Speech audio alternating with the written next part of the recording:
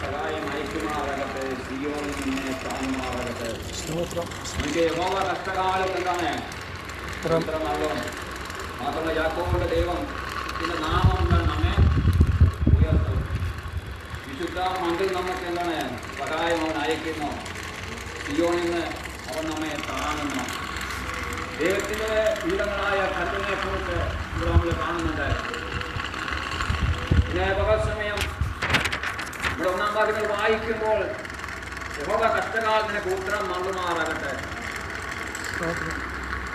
നമ്മൾ പലപ്പോഴും പറയാറുണ്ട് നമ്മളെ കഷ്ടകാലമാണ്.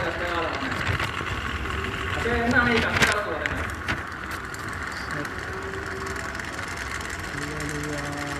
എന്താണ് ഈ കഷ്ടകാലം? രോഗം വരുന്നതാണ്, അത് സാമ്പത്തിക ബുദ്ധിമുട്ടാണ്, അത് ഞെരുക്കമാണ്, അത് അസ്വസ്ഥതയാണ്.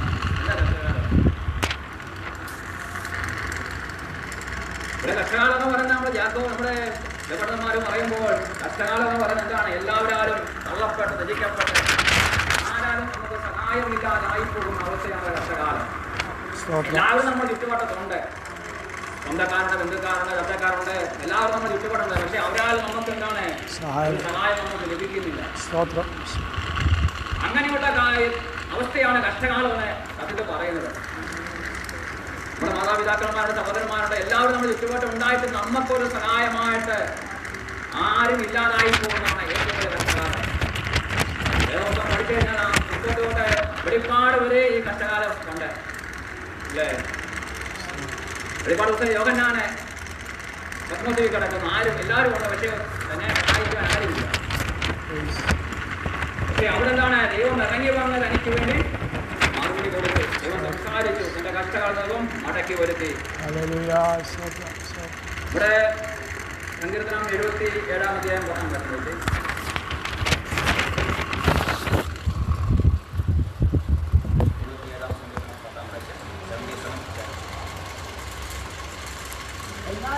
കഷ്ടതയാവുന്നു. അത്യുന്നതന്റെ വലങ്കൈ വെച്ച സംവത്സരങ്ങൾ തന്നെ ഞാൻ പറഞ്ഞു. അസാവ് പറയാണ് ഇവിടെ 9-ാം വാക്യം വായിക്കുമ്പോൾ ദൈവം കൃപ കാണിപ്പാൻ മറന്നിരിക്കുന്നുവോ? അവൻ കോപത്തിൽ തന്റെ കരുണ അടച്ചു കളഞ്ഞോ? 10-ാം വാക്യത്തിൽ പറയുകയാണ് എന്താണ്? എന്നാൽ അത് എന്റെ കഷ്ടതയാകുന്നു, അത്യുന്നതന്റെ കൈ വരുത്തിയ സംവത്സരങ്ങൾ തന്നെ. അസാവ് പറയുകയാണ് താൻ അനുഭവിക്കുന്ന വേദന അല്ലെങ്കിൽ കൃപ കാണിപ്പാൻ ദൈവം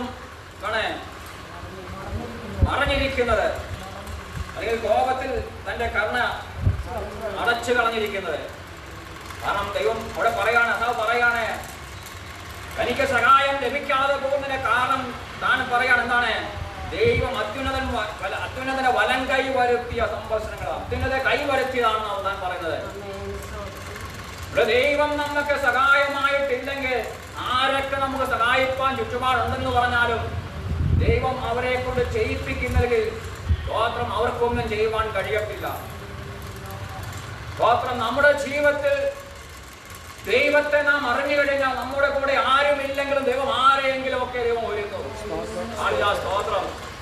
ദൈവത്തെ നാം ഭയപ്പെട്ട് കഴിഞ്ഞാൽ, ദൈവത്തെ നാം സേവിച്ചു കഴിഞ്ഞാൽ, ഇവിടെ പറഞ്ഞ യാക്കോബിന്റെ ദൈവനാമത്തെ നാം ഉയർത്തിക്കഴിഞ്ഞാൽ സ്തോത്രം നമ്മൾ പ്രതീക്ഷിക്കുന്ന നടത്തുന്ന ദൈവം നമുക്ക് സഹായം അയക്കുന്നത്. ദൈവം ആ സമയത്ത് ആരെങ്കിലും ദൈവം എഴുന്നേൽപ്പിക്കും. സ്തോത്രം. നമുക്കറിയാം ഏലിയാവിനെ സഹായിക്കാൻ വേണ്ടി എന്താണ് കാക്ഷ്യ ദൈവം ഉപയോഗിച്ചു, സറാപത്തിലെ വിധവയെ ദൈവം ഉപയോഗിച്ചു. യോന സംരക്ഷിക്കാൻ വേണ്ടി കടലിലെ മത്സ്യത്തെ ദൈവം ഉപയോഗിച്ചു. പ്രതീക്ഷിക്കാത്ത ഇടത്താണ് ദൈവം നമുക്ക് വേണ്ടി കരുതൽ അനുഭവി. നമ്മളെവർക്കും ആ വ്യക്തി സഹായിക്കും, ഈ വ്യക്തി സഹായിക്കും. അതുകൊണ്ട് ആ വ്യക്തിയുടെ മുഖത്ത് നമ്മൾ നോക്കി നടക്കുമ്പോൾ മാത്രം ആ വ്യക്തി നമ്മെ സഹായിക്കാതെ കടന്നു പോകുമ്പോൾ ദൈവം വേറെ വ്യക്തി എഴുന്നേൽപ്പിക്കും. കാരണം ദൈവം പറഞ്ഞിട്ടുണ്ട് ആര് സഹായിക്കണമെന്ന്, ആര് ഈ വ്യക്തിയെ നടത്തണമെന്ന്. നമുക്ക് പോലും മറഞ്ഞിരിക്കുന്ന സത്യങ്ങളുണ്ട്. സ്തോത്രം. നമ്മൾ പ്രതീക്ഷിക്കുന്നിടത്ത് ദൈവം നമുക്ക് സഹായം അയക്കുന്നത്. ദൈവം ഓരോ വ്യക്തിയെ സഹായിക്കാൻ വേണ്ടി ഓരോ വ്യക്തികളെ ദൈവം എഴുന്നേൽപ്പിച്ചിട്ടുണ്ട്, നിർത്തിയിട്ടുണ്ട്. നമുക്കറിയാം യേശുവിന് വേണ്ടി തന്നെ സ്തോത്രം കല്ലറയെ ഒരുക്കാൻ വേണ്ടി ദൈവം ഒരുക്കി. തന്റെ സുഗന്ധവർഗം വീഴാൻ വേണ്ടി ഒരുത്തിനെ ഒരുക്കി. ഒരു കഴുതിയെ ദൈവം അവന് വേണ്ടി ഒരുക്കി. പെസഹ ഒരുക്കാൻ വേണ്ടി ഒരു വൻ മാളിക ഭർത്താവിന് വേണ്ടി ഒരുക്കി. കർത്താവ് യേശു കരുതി എന്നുള്ളതാണ്. താൻ മരിക്കുമ്പോഴും തന്നെ അടക്കുവാൻ വേണ്ടി തനിക്ക് വേണ്ടി ഒരു കല്ലറ പോലും പിതാവായ ദൈവം തനിക്ക് വേണ്ടി ഒരുക്കി. കാരണം ദൈവത്തിന്റെ മുഖത്തേക്ക് നോക്കിയ ആ കർത്താവിന് ദൈവം കൈവിട്ടില്ല. കർത്താവിനെ പറയുന്നുണ്ട്, എന്റെ ദൈവമേ നീ എന്നെ കൈവിട്ടോന്ന്. നോക്കി, അവിടെയും ദൈവം കൈവിട്ടില്ല, തനിക്ക് വേണ്ടി ദൈവം കരുതി എന്നുള്ളതാണ്. ഇവിടെ നമ്മുടെ ജീവിതത്തിൽ നമ്മുടെ ലക്ഷ്യം ദൈവമായിരിക്കണം. ഹല്ലേലൂയ, സ്തോത്രം. ആ നാമത്തെ നാം ഉയർത്തിയാൽ ദൈവം നമ്മെ ഉയർത്തുവാൻ തക്കവണ്ണം ഇടയായിത്തീരും. രണ്ടാമത്തെ വാക്കുകൾ വായിക്കുന്നു, യാക്കോബിന്റെ ദൈവത്തിന്റെ നാമം നിന്നെ ഉയർത്തുമാറാകട്ടെ. ഹല്ലേലൂയ, സ്തോത്രം.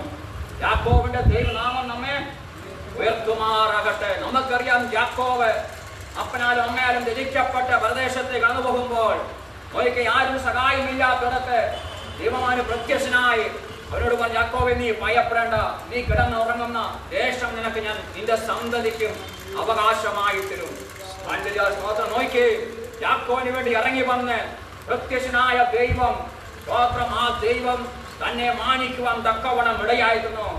തന്റെ കഷ്ടകാലത്ത് തന്നെ സഹായിച്ച, താൻ വിളിച്ചപേക്ഷിച്ചപ്പോ തനിക്ക് വേണ്ടി ഉത്തരമല്ലിയ ദൈവമുണ്ട്.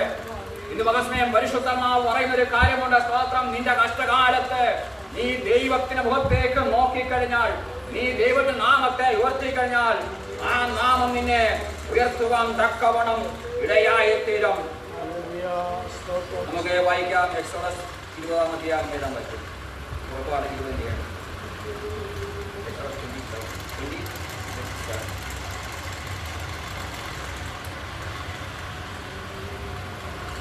ദൈവമായ യഹോവയുടെ നാമം വൃഥാവെടുക്കരുത്.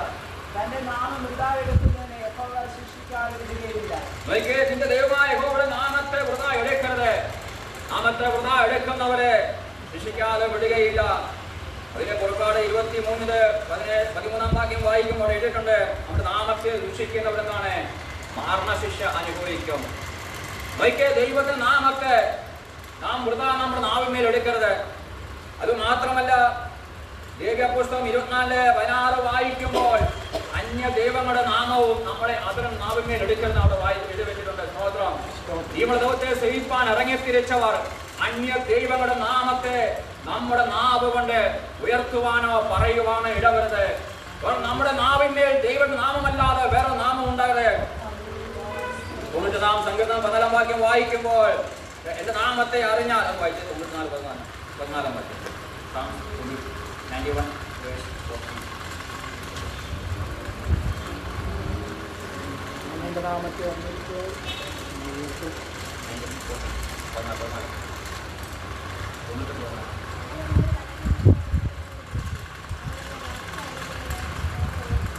അവന്റെ നാമത്തെ അറിയാൻ ഞാൻ അവനെ ഉയർത്തും.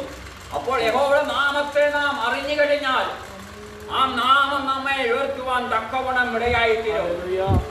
സ്തോത്രം. അങ്ങനെയാണെങ്കിൽ യഹോവയുടെ നാമം എന്താണ്? അത്യുന്നത നാമമാകുന്നു. നമുക്കറിയാം, യേശുവിന്റെ നാമത്തിൽ പോലും പ്രസംഗിക്കരുതെന്ന് അപ്പോസ്തലന്മാർ പറയുവാൻ തക്കവണ്ണം ഇടയാക്കുന്നു. അപ്പോസ്തലന്മാർ യേശുവിന്റെ നാമം പറഞ്ഞപ്പോൾ രോഗികൾ സൗഖ്യമാകുവാൻ, ഭൂതങ്ങൾ വിട്ടോടുവാൻ തക്കവണ്ണം ഇടയാക്കുന്നു. അവിടെ മഹാപുരോഹിതന്മാരും ശാസ്ത്രിമാരും അപ്പോസ്തലന്മാരെ ശാസിക്കണം, നിങ്ങൾ ഈ നാമത്തിൽ എന്താണ് പ്രസംഗിക്കരുത്. അപ്പോസ്തലപ്രവൃത്തി 4:7-10.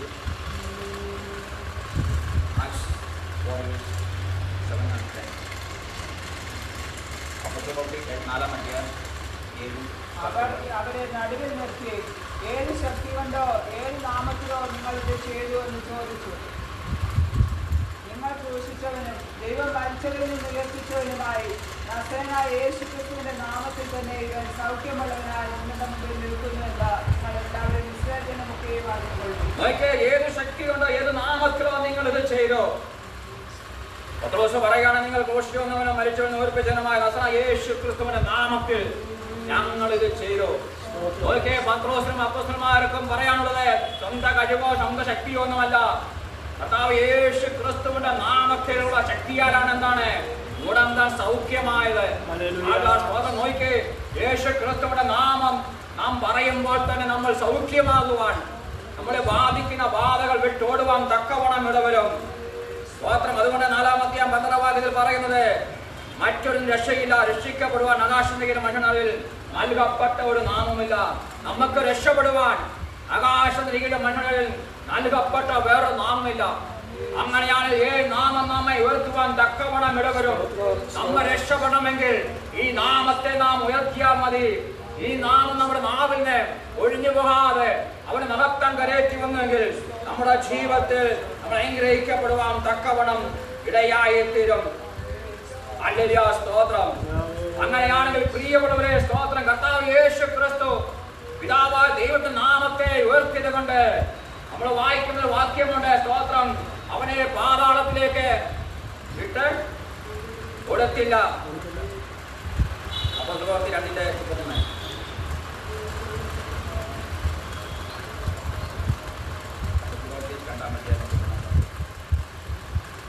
അവനെ പാതാളത്തിൽ വിട്ടു കളഞ്ഞില്ല, അവന്റെ ജലം ദ്രവത്വം കണ്ടതുമില്ല. കർത്താവ് യേശുക്രിസ്തുവിനെ കുറിച്ച് പറയുകയാണ്, അവനെ പാതാളത്തിന് വിട്ടുകൊടുത്തില്ല, അവന്റെ ജഡം ദ്രവത്വം കണ്ടതുമില്ല. കാരണം പിതാവായ ദൈവത്തിന്റെ നാമത്തെ താൻ ഉയർത്തിയത് കൊണ്ട് അവനെ പാതാളത്തിലേക്ക് വിട്ടുകൊടുക്കുവാൻ പിതാവായ ദൈവത്തിന് മനസ്സില്ലായിരുന്നു.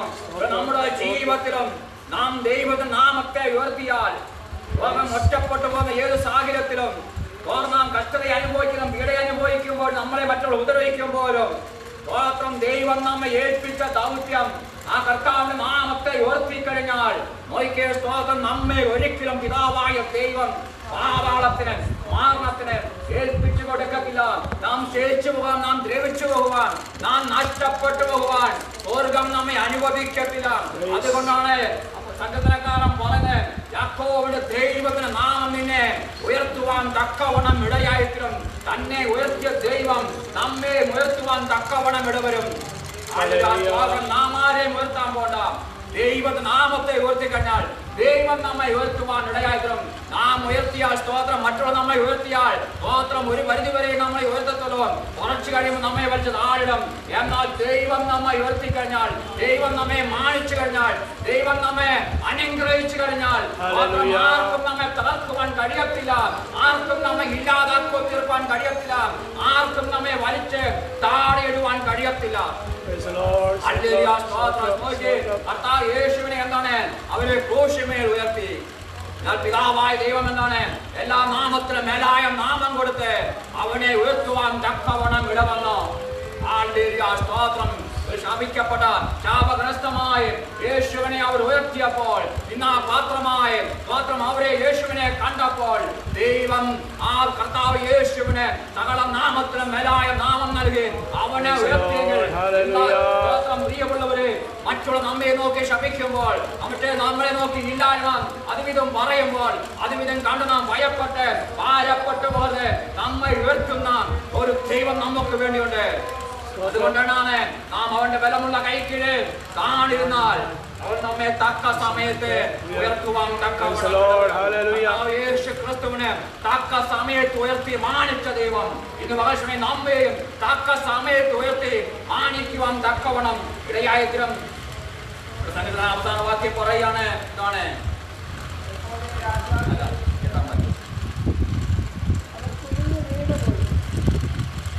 അവർ കുനിഞ്ഞ് വീണുപോയി, എന്നാൽ ഞങ്ങൾ എഴുന്നേറ്റ് നീ വന്ന് നിൽക്കുന്നു. കർത്താവ് യേശുക്രിസ്തുവിനെ ക്രൂശിച്ചവർ, നിന്ദിച്ചവർ, പരിഹസിച്ചവർ താഴ്ന്നുപോയപ്പോൾ കർത്താവ് ഇവിടെ പറയാണ്, അവർ കുനിഞ്ഞ് വീണുപോയി, എന്നാൽ ഞങ്ങൾ എഴുന്നേറ്റ് നിവർന്നു നിൽക്കുന്നു. ദൈവനാമത്തെ ഉയർത്തിയാൽ, ദൈവനാമത്തെ സ്നേഹിച്ചാൽ, അവിടെ നാമത്തിൽ നിന്നു കഴിഞ്ഞാൽ നാം കുനിഞ്ഞ് വീണുപോകാൻ ഒരിക്കലും ഇടവരത്തില്ല. ദൈവം നമ്മെ ഉയർത്തുവാൻ എഴുന്നേറ്റ് നിൽക്കുവാൻ തക്കവണ്ണം ഇടവരും.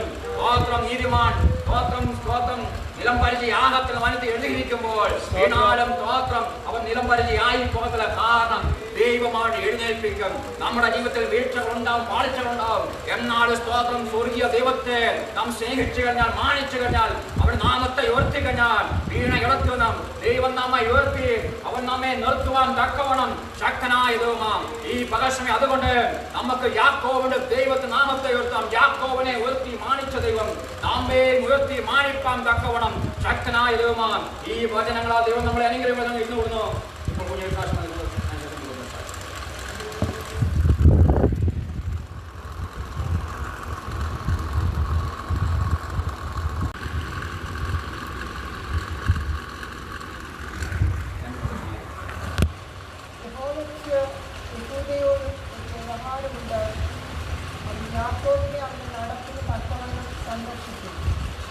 അവൻ്റെ പ്രവൃത്തികൾക്ക് തക്കവണ്ണം അവന് പകരം കൊടുക്കും.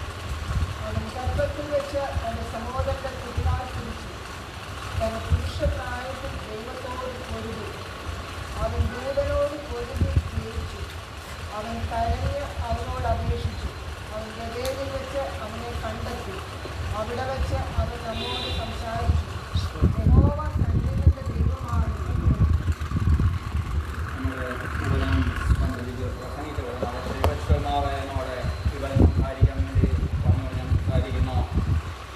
ഇവിടെ പറയുകയാണ്, യഹോവയ്ക്ക് യഹൂദയോടും ഒരു വ്യവഹാരമുണ്ട്. അവൻ യാക്കോബിനെ അവൻ്റെ നടത്തിന് തക്കവണ്ണം സന്ദർശിക്കും. അവൻ്റെ പ്രവൃത്തികൾക്ക് തക്കവണ്ണം അവനെ പകരം കൊടുക്കും. അവൻ ഗർഭത്തിൽ വെച്ച് തൻ്റെ സഹോദരൻ്റെ കുതികാൽ പിടിച്ചു. തൻ്റെ പുരുഷപ്രായത്തിൽ ദൈവത്തോടെ കൂടി.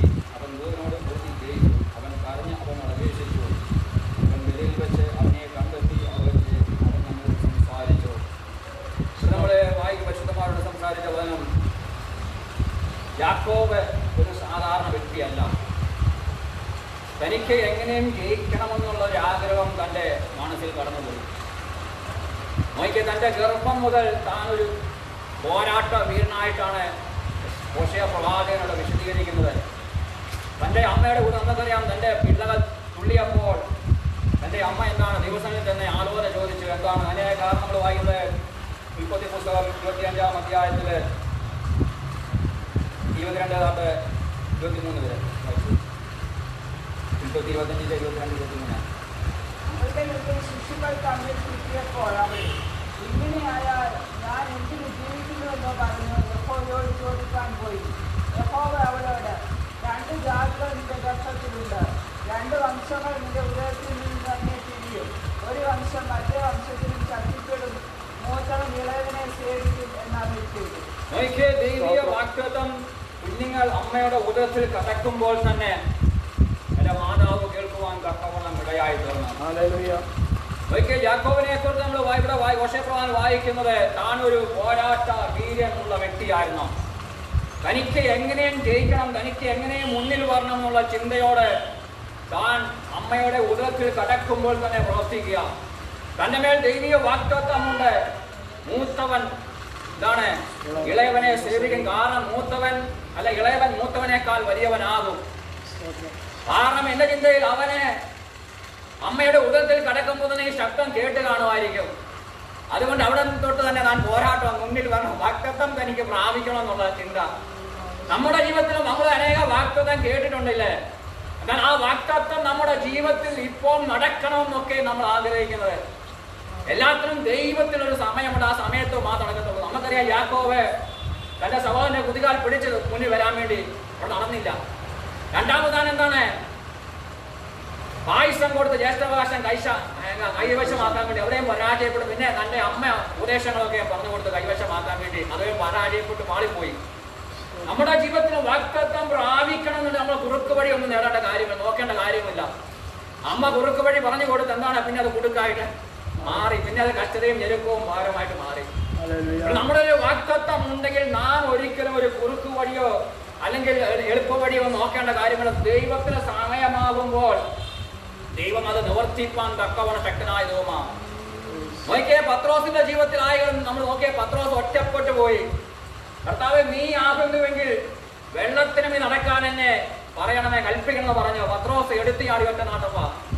നോക്കിയേ, തിരമാലയും കാറ്റും അടിക്കുമ്പോൾ തന്നെ പത്രോസ് അതിനെയൊന്നും നോക്കാതെ യേശുവിന്റെ മുഖത്തേക്ക് നോക്കി യാത്ര തിരിച്ചപ്പോൾ, പിന്നെ കുറച്ചു കഴിഞ്ഞപ്പോഴാണ് കാറ്റും കണ്ട് തിരമാലയും കണ്ട് യേശുവിന്റെ മുഖത്തേക്കുള്ള നോട്ടം മാറിയപ്പോൾ താൻ എന്ത് ചെയ്തു? മുങ്ങിത്താടുവാൻ വേണ്ടി തുടങ്ങി. സ്തോത്രം. എന്നാൽ സ്തോത്രം, അവിടെ നിലവിളിച്ച് കർത്താവ് രക്ഷിക്കണം പറഞ്ഞപ്പോൾ കർത്താവ് യേശു ക്രിസ്തു കരം നീട്ടി തന്നെ വെള്ളത്തിന് മീതെ പിടിച്ചു നിർത്തുവാൻ തക്കവണ്ണം ഇടയായിരുന്നു. ഒരിക്കൽ താനും ഒറ്റയ്ക്ക് ഇറങ്ങി തിരിച്ച വ്യക്തിയാ. കാറ്റും തിരമാലയും നോക്കിയപ്പോൾ താൻ ഭയപ്പെട്ടു പോയി. എന്നാൽ കർത്താവിന്റെ മുഖത്തേക്ക് നോക്കിയപ്പോൾ എവിടെ മുങ്ങിത്താഴുമെന്ന് തനിക്ക് തോന്നിയോ അവിടെ സ്വർഗത്തിലെ ദൈവം തന്നെ കരം പിടിച്ച് നിർത്തുവാൻ തക്കവണ്ണം ഇടയായിരുന്നു. നമ്മുടെ ജീവിതത്തിൽ നാം കർത്താവിന്റെ മുഖത്തേക്ക് നോക്കുന്നെങ്കിൽ സ്തോത്രം, ഒരു കൊടുങ്കാറ്റിനോ ഒരു തിരമാലയ്ക്കോ നമ്മെ തകർക്കുവാൻ ഒരു ശക്തിക്കും കഴിയത്തില്ല. കർത്താവിന്റെ മുഖത്തിൽ നമ്മൾ എപ്പോഴാണ് നോട്ടം മാറുന്നത്? നമ്മൾ ഈ ലോകത്തിലേക്ക് ചിന്തകളെ നമ്മൾ നോക്കുമ്പോൾ, നമ്മുടെ വിചാരങ്ങളെ ഓടിക്കുമ്പോൾ, നമ്മളെ സ്തോത്രം ഈ ലോകത്തിലേക്ക് നമ്മൾ നോക്കിക്കഴിയുമ്പോൾ കഴിയുമ്പോൾ നമ്മൾ പരാജയപ്പെട്ടു പോകും, നമ്മൾ നശിച്ചു പോകും, അല്ലെങ്കിൽ നമുക്ക് മുന്നോട്ടൊരു നിലനിൽപ്പില്ലെന്ന് നമുക്ക് തോന്നുവാൻ തക്കവണ്ണം ഇടയായിത്തീരും. എന്നാൽ കർത്താവിന്റെ മുഖത്തേക്ക് നോക്കിക്കഴിഞ്ഞാൽ നമുക്കറിയാം, കർത്താവ് സകലത്തെയും ജയിച്ചവനായതുകൊണ്ട്, അവൻ നമ്മോട് കൂടെ ഇരിക്കുന്നത് കൊണ്ട് നമ്മയും സകലത്തെയും ജയിപ്പാൻ തക്കവണ്ണം അവൻ ശക്തി നൽകുന്ന ദൈവമാണെന്ന് നമുക്ക് അവനിൽ ഉറച്ചു വിശ്വസിപ്പാൻ തക്കവണ്ണം ഇടയായിത്തീരും. അവന്റെ മുഖത്തേക്ക് നോക്കിയവരാരും എന്താണ് ലജിച്ചു പോയിട്ടില്ല. മനുഷ്യന്റെ മുഖത്തേക്ക് നോക്കുമ്പോഴാണ് എന്താണ് നമ്മൾ ലജ്ജിപ്പാൻ തക്കവണ്ണം ഇടയായിരുന്നത്. നമ്മുടെ യാക്കോബ് ഹോശേയ പ്രവാചകൻ പറയാണ്, അമ്മയുടെ അവൻ ഗർഭത്തിൽ വെച്ച് തന്റെ സഹോദരനെ കുതികാൽ പിടിച്ചു. പുരുഷ പ്രായത്തിൽ അവൻ ദൈവത്തോട് പൊരുതി, അവൻ ദൂതനോട് പൊരുതി ജയിച്ചു. അവൻ കരഞ്ഞ് അവനോട് അപേക്ഷിച്ചു, അവൻ ബെഥേലിൽ വെച്ച് അവനെ കണ്ടെത്തി. തനിക്കൊരു ജയം വേണം, തനിക്കൊരു മുന്നോട്ട് ഒരു എന്താണ് വിജയകരമായ ജീവിതം വേണം, അല്ലെങ്കിൽ തനിക്ക് ജയിക്കണം എന്നുള്ള ആഗ്രഹം തന്റെ മനസ്സിൽ കടന്നുകൂടിയപ്പോൾ അതിനുവേണ്ടി താൻ എന്തും ചെയ്യുവാൻ തക്കവണ്ണം ഇടയായി. ദൈവത്തോട് പൊരുതുവാൻ, ദൈവത്തോട് മല്ലുപിടിക്കുവാൻ, ദൂതനോട് മല്ലുപിടിക്കുവാൻ തക്കവണ്ണം ഇടയായിരുന്നു. താൻ ഒറ്റപ്പെട്ടു പോയിടത്ത് ഭാര്യയെയും മക്കളെയും ദാസൻ ദാസിമാരെയൊക്കെയും യാബോക്ക് കടവിന് അക്കരെ കടത്തിയിട്ട് താൻ എന്താണ് തനിക്ക് ജയിക്കണമെന്ന ആഗ്രഹത്തോടെ താൻ ഒറ്റയ്ക്ക് മുട്ടുമടക്കുവാൻ തക്കവണ്ണം ഇടയായിരുന്നു. സ്തോത്രം. തനിക്ക് ജയിക്കണം, തനിക്ക് ഇങ്ങനെ പോയാൽ നടക്കത്തില്ല. തനിക്ക് ജയിക്കണം ആഗ്രഹം കടന്നു വന്നപ്പോൾ തന്റെ ജീവിതത്തിൽ ഒരു വാഗ്ദത്തമുണ്ട്. സ്തോത്രം. ആ വാഗ്ദത്തം പ്രാപിക്കുവാൻ വേണ്ടി എന്ത് ചെയ്തു? താൻ തനിയെ മുട്ടുമടക്കി. ഭാര്യ വേണ്ട, ദാസന്മാര് വേണ്ട, മക്കള് വേണ്ട, ആരും സഹായം വേണ്ട. താൻ ഒറ്റയ്ക്ക് യാബോക്ക് കടവിന്റെ അടകിൽ നോക്കി മുട്ടുമടക്കുവാൻ തക്കവണ്ണം ഇടയായിരുന്നു. ഇവിടെ നമ്മുടെ ജീവിതത്തിൽ മുമ്പ് ദേവദാസൻ പറഞ്ഞതുപോലെ സ്തോത്രം, കച്ചത വരുമ്പോൾ, പ്രയാസം വരുമ്പോൾ നാം ഓടി അകലുവാൻ വേണ്ടിയല്ല. കണ്ണയ്ക്ക് പ്രതിയോഗി എഴുന്നേറ്റപ്പോൾ ദൈവസന്നിധി വിട്ടുപോകാതെ നാം ദൈവത്തെ അടുത്തിയൊന്ന് പ്രാർത്ഥിപ്പാൻ തക്കവണ്ണം, തന്റെ ജീവിതത്തെ ക്രമീകരിപ്പാൻ തക്കവണ്ണം, സ്തോത്രം, നാം ദൈവത്തോടെ അടുക്കുവാൻ തക്കവണ്ണം ഇടയായിരിക്കുന്നപ്പോൾ എന്താണ് ദൈവം തന്റെ പ്രാർത്ഥനയ്ക്ക് മറുപടി കൊടുത്ത് മാനിപ്പാൻ തക്കവണ്ണം ഇടയായിരുന്നു. ഒരിക്കൽ യാക്കോബിന്റെ ജീവിതത്തിലും യാക്കോബ് ഒറ്റപ്പെട്ടു പോയി അമ്മ അപ്പനെ ഉപേക്ഷിച്ചു. ഒരിക്കൽ തന്റെ സഹോദരൻ തന്നെ കൊല്ലുവാൻ വേണ്ടി കടന്നു വരുന്നത് താൻ വാർത്ത കേട്ടോ. താൻ ഒറ്റപ്പെട്ടു പോയിടത്ത് താൻ ദൈവത്തെ മാറ്റി നിർത്താതെ ദൈവത്തെ ഒന്ന് മുറുകെ പിടിക്കാൻ തീരുമാനിച്ചപ്പോൾ ദൈവം കടന്നു വന്ന് തന്നെ വിടുവിക്കുവാൻ തക്കവണ്ണം ഇടയായി. ബെഥേലിൽ വെച്ച് അവിടെ അവനെ കണ്ടെത്തി. നമ്മളത് വായിക്കുമ്പോൾ സ്തോത്രം, ഉൽപ്പത്തി പുസ്തകം 28-ാം അധ്യായം 10-ാം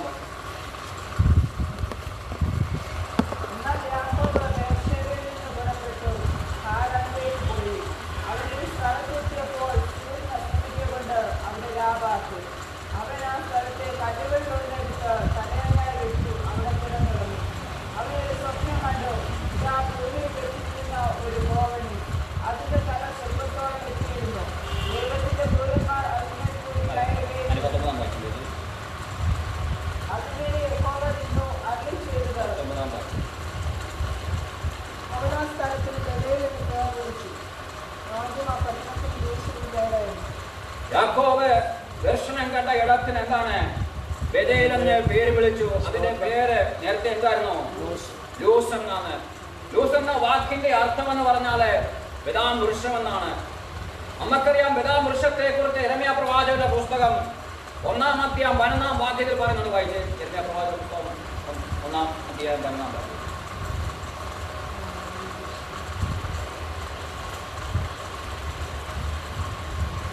യിരെമ്യാ യഹോവയുടെ അരുളപ്പാട് എനിക്കുണ്ടായി. യിരെമ്യാവേ, നീ എന്ത് കാണുന്നു എന്ന് ചോദിച്ചു. ജാഗ്രത വൃക്ഷത്തിന്റെ ഒരു കൊമ്പ് കാണുന്നുവെന്ന് ഞാൻ പറഞ്ഞു. രമ്യാവോട് ചോദിക്കുക, രമ്യാവേ നീ എന്ത് കാണുന്നു? രമ്യ പറയാണ്, ബദാം ജാഗ്രത വൃക്ഷത്തിന്റെ കൊമ്പ് കാണുന്നു. ബദാം എന്ന വാക്കിന്റെ അർത്ഥം അല്ല, ലൂസ് എന്ന വാക്കിന്റെ അർത്ഥം ബദാം വൃക്ഷം എന്ന. ഇവിടെ ദൈവം പറയണ ബദാം ജാഗ്രത. കാരണം ദൈവം പറയുന്ന വാക്കുകൾക്ക് ദൈവം ജാഗരിച്ചു കൊള്ളും. എന്നോട് നീ ഭാരപ്പെട്ട കാര്യമില്ല, ഞാൻ നിന്നോട് എന്തെങ്കിലും പറഞ്ഞിട്ടുണ്ടെങ്കിൽ വാഗ്ദാനം നൽകിയിട്ടുണ്ടെങ്കിൽ അത് നിവർത്തീകരിക്കാൻ ഞാൻ ജാഗരിച്ചു കൊള്ളും. യാക്കോബ് വന്ന് തലയണ വെച്ച് ഉറങ്ങിയ ഇടം ലൂസ്. അതാണ് ജാഗ്രത, ദൈവത്തിന്റെ സ്തോത്രം, ജാഗ്രതയുള്ള ഇടം, ദൈവത്തിന്റെ പരമാധികാരവും ദൈവ നിയമവും സ്തോത്രം ദൈവം നിവർത്തിപ്പാൻ തക്കവണ്ണം ഇടയായിട്ടിടമാ. ദൈവത്തിന്റെ സന്നിധിയിലാണ് ദൈവത്തിന്റെ പരമാധികാരവും ദൈവ നിയമങ്ങളെയും അവൻ ഉറപ്പിച്ച് സ്ഥാപിക്കുന്നത്. കാരണം ദൈവം നമ്മോട് സംസാരിക്കുന്നത്, ദൈവം നമ്മോട് ഇടപെടുന്നത്. മാത്രം അവിടെ എന്താണ്? ദൈവം ജാഗരിച്ചുകൊള്ളും. നമ്മോട് പറഞ്ഞ വാഗ്ദത്തങ്ങളെ നിവർത്തിപ്പാൻ സ്തോത്രം അവൻ ജാഗരിച്ചുകൊള്ളും. നോക്കിയാൽ യാക്കോബ് തന്റെ ഭവനം വിട്ടോടുമ്പോഴും അപ്പനെയും അമ്മയും വിട്ടോടുമ്പോഴും അന്യദേശത്തേക്ക് താൻ പരദേശിയായി പോകുമ്പോഴും ദൈവം യാക്കോബിന് നൽകുന്ന ഒരു ഉറപ്പുണ്ട്. ഞാൻ നിന്നോട് പറഞ്ഞിരിക്കുന്ന നിന്റെ മാതാവിന് കൊടുത്ത പിതാവിന് കൊടുത്ത വാഗ്ദത്തെ നിവർത്തീകരിക്കാൻ ഞാൻ ജാഗരിച്ചുകൊള്ളും. ഞാനത് സ്തോത്രം വിട്ടുമാറുന്ന ദൈവമല്ല. ഇവിടെ നമ്മുടെ ജീവിതത്തിൽ നമുക്ക് ഒരു വിതാമർശത്തെ നോക്കിക്കഴിഞ്ഞാൽ അറിയാം, അതിന്റെ നോക്കിയാൽ അത് എപ്പോഴും പച്ചപ്പാണ്. അത് ഏത് സമയത്ത് നോക്കിയാലും പച്ചപ്പ് ഇങ്ങനെ കാണാം. സ്തോത്രം മറ്റുള്ള വൃക്ഷങ്ങളെ പോലെ സ്തോത്രം പച്ചപ്പില്ല നിൽക്കത്തില്ല. അതെപ്പോഴും പൂത്ത് തലയിലെ പോലെയാണ് നിൽക്കുന്നത്. സ്തോത്രം അതിന് ഇലകൾ നോക്കിയാലും അതിന്റെ കൊമ്പുകൾ നോക്കിയാലും മറ്റുള്ള വൃക്ഷങ്ങൾ വ്യത്യസ്തമായി അതിനെ കാണുവാൻ തക്കവണ്ണം ഇടയായിത്തീരും. അത് ഫലപുഷ്ടിയുടെയും സ്തോത്രം അത് അനുഗ്രഹത്തിന്റെയും അത് സ്തോത്രം അടയാളമായിട്ട് യഹൂദന്മാർ ഏതാം വൃക്ഷത്തെ കാണുന്നുണ്ട്. പല സ്തോത്രം അത് ഫലപുഷ്ടിയെ നൽകുന്നതാണ്, അത് അനുഗ്രഹത്തെ നൽകുന്നതാണ്. അങ്ങനെയാണെങ്കിൽ ദൈവത്തിന്റെ ആലയത്തിൽ ദേവസ്ഥാനിൽ ദൈവം വസിക്കുന്നിടത്ത് അവിടെ ഫലസമൃദ്ധമാണ്, അവിടെ അനുഗ്രഹം വസിക്കുന്നിടമാണ്. അവിടെ നാം കടന്നു വരുമ്പോൾ സ്തോത്രം ദൈവം നമ്മെ അനുഗ്രഹിക്കുവാൻ, നമ്മെ ഫലപുഷ്ടമുള്ളതാക്കി തീർക്കുവാൻ തക്കവണ്ണം ഇടയാക്കണം. യാക്കോബ് ഇവിടെ കടന്നു വന്നത് യാദൃച്ഛികമായിട്ട് കടന്നു വന്ന വ്യക്തിയാണ്. കടന്നു പോകുന്ന വഴിയിട്ടാണ് അവിടെ കടന്നുകൂടിയതാണ്. അവിടെ തലണ വെച്ചിട്ടാണ് ഉറങ്ങിയതാണ്. അവിടെ ദൈവസ്ഥാനിൽ ദൈവമുണ്ടെന്ന് താൻ പോലും അവിടെ ചിന്തിച്ചില്ല. എന്നാൽ ദൈവം തന്നോട് ഇടപെടുവാൻ യാക്കോബിന് ഉറപ്പ് കൊടുക്കുകയാണ്. യാക്കോബേ, നീ ഭയപ്പെടേണ്ട, നീ കിടന്നുറങ്ങുന്ന ദേശം ഞാൻ നിനക്കും നിന്റെ സന്തതിക്കും അവകാശമായി തരും. നമ്മുടെ ജീവിതത്തിലും സ്തോത്രം യാക്കോബിന്റെ ജീവിതത്തിൽ സംഭവിച്ചതുപോലെ ദൈവം നമ്മുടെ ജീവിതത്തിൽ വാഗ്ദത്തം നൽകിയിട്ടുണ്ടെങ്കിൽ ഹല്ലേലൂയ സ്തോത്രം അതിനെ പൂർത്തീകരിക്കാൻ തക്കവണ്ണം അവൻ ജാഗരിച്ചുകൊള്ളും. സ്തോത്രം അതുകൊണ്ട് നാം കുറുക്ക് വഴി നമ്മൾ തേടാൻ വേണ്ടി പോകണ്ട. സ്തോത്രം മറ്റുള്ള നമ്മൾ കുറുക്ക് വഴി പറഞ്ഞു തരും. നമുക്കറിയാം സ്തോത്രം ആദാമിന് ഹവ്വയ്ക്കും കുറുക്ക് വഴി പിശാച് പറഞ്ഞു കൊടുത്തു. അതിന് ഫലമായിട്ട് എന്ത് ചെയ്തു? സ്തോത്രം ആ ഫലത്തിൽ നിന്ന് ആ ഏദൻ തോടുന്ന് അവര് പുറത്തായി പോകാൻ തക്കവണ്ണം ഇടയാക്കണം. ജീവവർഷത്തിന്റെ ഫലം ഭക്ഷിപ്പാൻ ഇടവരാവണം അവര് പുറത്തുപോയി. കാരണം പിശാച് അവർക്ക് കുറുക്ക് വഴി പറഞ്ഞു കൊടുത്തതാണ്. നമ്മുടെ ജീവിതത്തിലും പിശാച് നമ്മുടെ സ്തോത്രം തലയ്ക്കകത്ത് നമ്മുടെ ചിന്തയിൽ കുറുക്ക് വഴി പറഞ്ഞു തരും. കുറുക്ക് സ്തോത്രം വാഗ്ദത്തം നമ്മെ ഇല്ലായ്മ ചെയ്യുവാൻ, നമ്മളെ നശിപ്പിക്കുവാൻ കുറുക്ക് വഴി ഉപദേശിക്കുമ്പോൾ ആ ഉപദേശങ്ങളെ പിടിക്കാതെ ദൈവി ആലോചന മുറുകെ പിടിപ്പാൻ തക്കവണ്ണം ഇടയാക്കണം. നമുക്കറിയാം യാക്കോബിന്റെ അമ്മ തന്നെ ഉപദേശിച്ച് കൊടുത്തതിന്റെ ഫലമായിട്ട് സ്വന്തം ഭവനം തനിക്ക് വിടേണ്ടതായിട്ട് വന്നു. താനെ സ്തോത്രം ഒരു യജമാനൻ സർവ്വസമ്പത്തിന്റെയും ഉടമയായിരുന്ന മകന് അവകാശിയാണ്. എന്നാൽ ലാബാന്റെ വീട്ടിൽ എന്താണ്?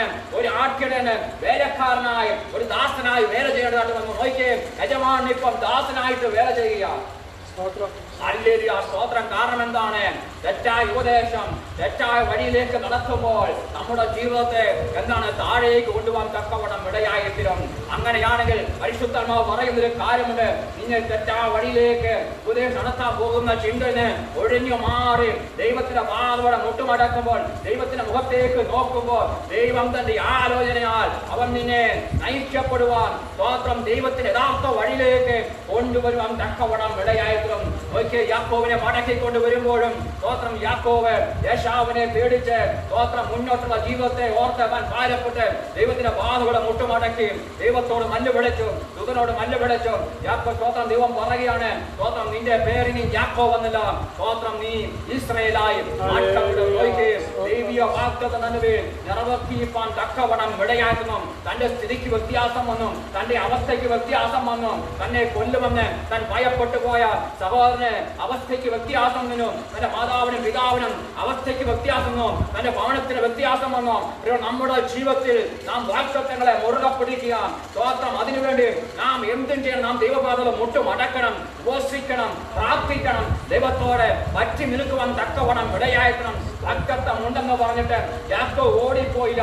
വാഗ്ദത്തം പ്രാപിപ്പാൻ വേണ്ടി ദൈവത്തിന്റെ പാതോടെ രാത്രി താൻ മുട്ടുമടക്കുകയും സ്തോത്രം നീ എന്നെ അനുഗ്രഹിച്ചിട്ടല്ലാതെ ഞാൻ നിന്നെ വിടത്തില്ല. നമ്മുടെ ജീവിതത്തിലും നമുക്ക് ദൈവീയ വാഗ്ദത്തം നമ്മൾ എത്ര കേട്ടിട്ടുണ്ട്, എന്റെയും നിങ്ങളുടെ ജീവിതത്തിൽ ഉണ്ട്. സ്തോത്രം അത് നമുക്ക് എനിക്കും നിങ്ങൾക്കും പലപ്പോഴും പ്രാപിപ്പാൻ കഴിഞ്ഞിട്ടില്ല.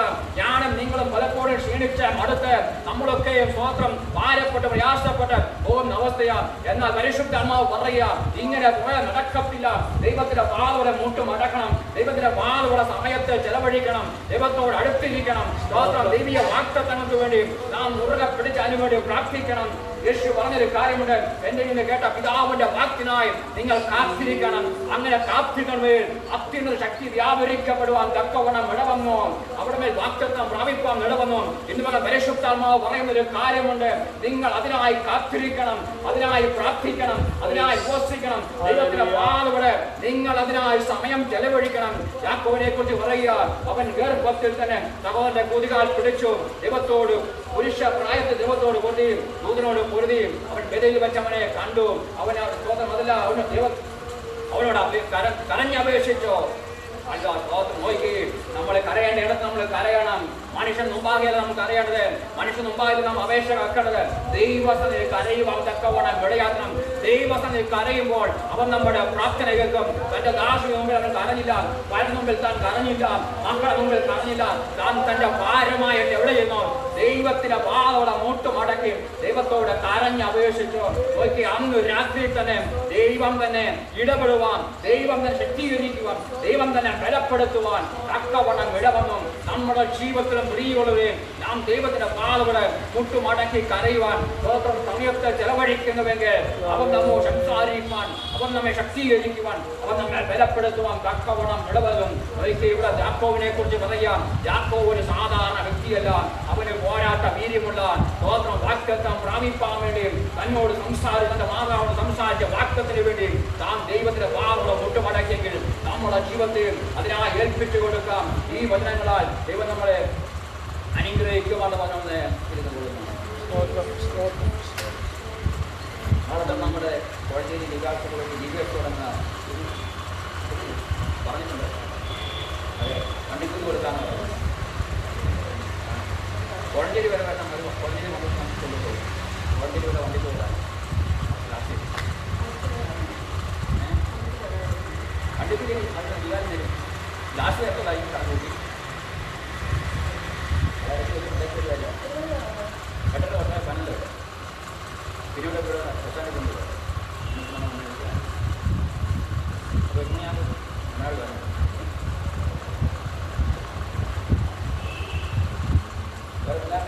അഞ്ചാറ് കൊല്ലാണ് വണ്ടി വിടാൻ പറഞ്ഞു.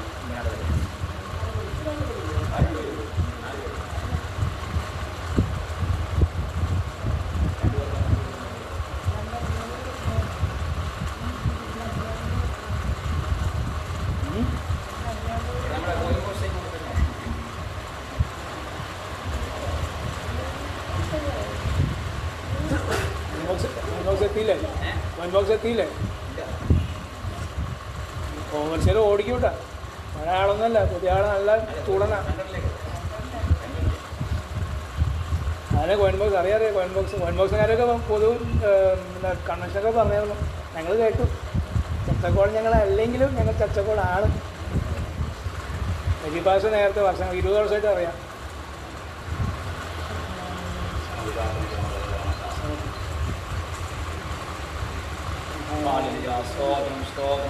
ഞങ്ങളുടെ നല്ല പിതാവേ, അനുഗ്രഹിക്കപ്പെട്ട പകനായ മന്ദിയോടെ സ്തോത്രം ചെയ്ത് അങ്ങേ സ്ത്രീപാനങ്ങളെ പ്രതികരിപ്പാനങ്ങളെ പാടിയും പ്രതികരിപ്പാനങ്ങളെ പറയുന്നത് വായിപ്പാനും കർത്താവിനെ പരിപാനും കർത്താവെ പറവാനും സ്പർശത്തെ പറവാനും പേരുള്ള നമ്മുടെ ജീവിതത്തിൽ സൗഭാഗ്യങ്ങളെ ഒരുക്കിയതോ എന്ന് നൽകിയ നമ്മുടെ കായികതാരങ്ങൾ നന്ദിയോടെ കർത്താവെ സ്തോത്രം ചെയ്യുന്നു. ദൈവത്തിന്റെ സാന്നിധ്യം അനുഭവിപ്പാൻ, ദൈവത്തെ അനുഭവിപ്പാൻ തക്കവണ്ണം കർത്താവെ ഇടവരുത്തിക്കുന്ന ജനത്തെ നമ്മൾ ഏൽപ്പിച്ച് കർത്താവെ പ്രാർത്ഥിക്കുന്നു. ദാസന്മാരുടെ അസ്ഥിമാരെ കുഞ്ഞുങ്ങൾക്കായി നന്ദിയോടെ കർത്താവെ സ്തോത്രം തന്നവരെ വനവായിരിക്കുന്ന പ്രിയകരണം സമർപ്പിച്ച് കർത്താവെ പ്രാർത്ഥിക്കുന്ന ഈ പകൽ സമയങ്ങൾ പറഞ്ഞ എല്ലാ വിഷയങ്ങളും ഏൽപ്പിച്ച് കർത്താവെ പ്രാർത്ഥിക്കുന്നു. കൃഷിമാമിക്കായി സ്തോത്രം ചേർത്താനേ കർത്താവ് ജോബിനെങ്കിലും ഏൽപ്പിച്ച് കർത്താവെ പ്രാർത്ഥിക്കുന്ന പാസ്വർഗീയ സാന്നിധ്യം കർത്താവെ കൊണ്ട് ആത്മാവ് സാന്നിധ്യങ്ങളും കർത്താവെ സംസാരിക്കുകയും ഇവിടെ പ്രാർത്ഥിക്കുന്ന ഭാവിയുടെ മുമ്പോട്ട് മടക്കുവാൻ ദൈവമായുള്ള ദൈവത്തിന് കൃപ അനുഭവിക്കാൻ തക്കവണ്ണം കർത്താവെ കിട്ടവന്ന് പ്രാർത്ഥിക്കുന്ന ദാസിന്റെ വാതിലെ മുട്ടുമടക്കി കരയുന്ന പ്രാർത്ഥിക്കുന്ന വിശുദ്ധ ദൈവം അവരുടെ സന്തോഷിക്കാൻ തക്കവണ്ണം കർത്താവ് കിട്ടവന്ന് പ്രാർത്ഥിക്കുന്ന കർത്താവ് ജോമക്കായി നന്ദിയോടെ സ്തോത്രം ചെയ്യണം.